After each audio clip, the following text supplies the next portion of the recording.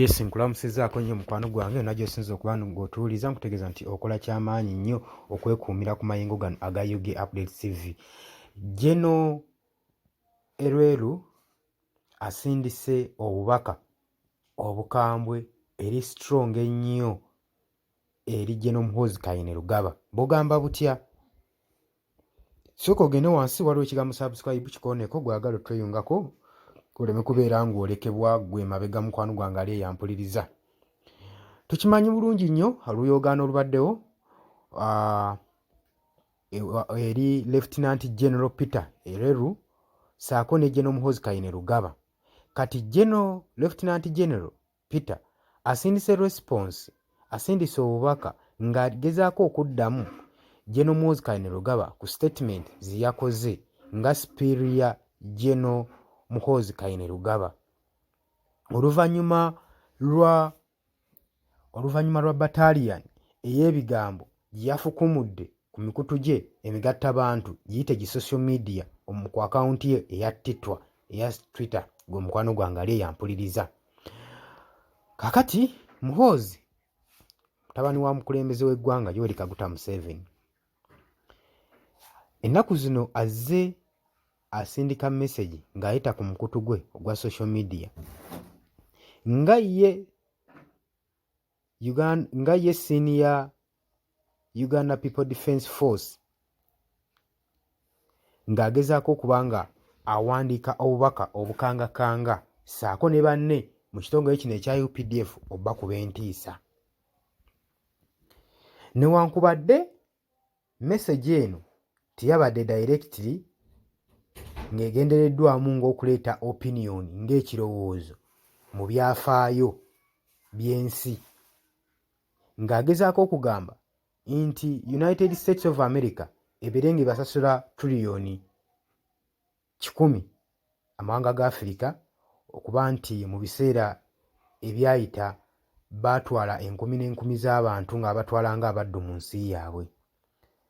Kati mu kino Lieutenant General Erweru nga ye tumumanyi ye muntu wa no sense avuddeyo nga ye wa military ng'agezaako okukuuma military empisa zituyita military discipline mu kuddamu Muhoozi mu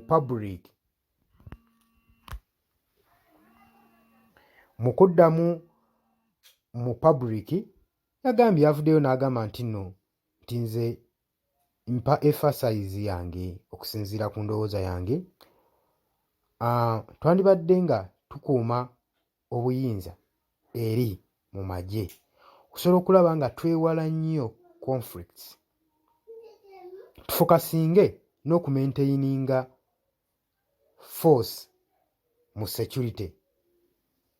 N'agamba n'ebigambo ebingi bwe biyitirira mu security forces oyinza okwekanga nga ne mission ezimu ziganye okumalirizibwa ezisinga obungi olw'ensonga nti ebigambo byayitirira omuntu oli waavaayo n'ayogera ebigambo yeekanga ayogereddemu n'ebyama. N'agamba wano mu Uganda yokka ensi gy'oyinza okwesanga nga buli muntu avaayo ayagala kukwata ku ntebe ya bukulembeze bwa ggwanga. Agambye oyisanga nga bannakatemba baagala kwesimbawo ku bukulembeze, bw'oyinza okusanga abayimbi nga bavuddeyo baagala kwesimbawo ku bukulembeze, bw'osanga abantu bonna balokozi abatalina kye bali nga baagala kujja ku ntebe ya bukulembeze, gy'osanga bannamagye nga nabo bayeeyanira okujja ku ntebe ya bukulembeze. Wadde message ye tebadde direct naye badde egenda ewa Jeno Muhoozi Kainerugaba n'agamba nti no si buli figure nti esobola okujja ku bukulembeze bw'eggwanga. Eno w'osangira abantu nga bali mu magye nga naye agamba ayagala kuvaayo ajje ku bukulembeze bw'eggwanga.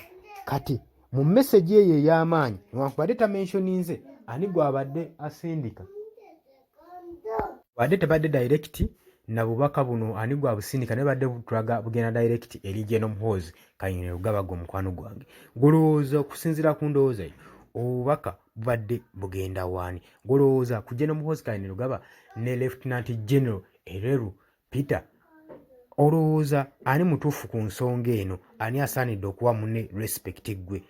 okusinziira ebintu bino nga wozze obiwulira ku Yogi Updates TV. Kutegeeza nti nobadde muwuliza bulungi nnyo, tovaako.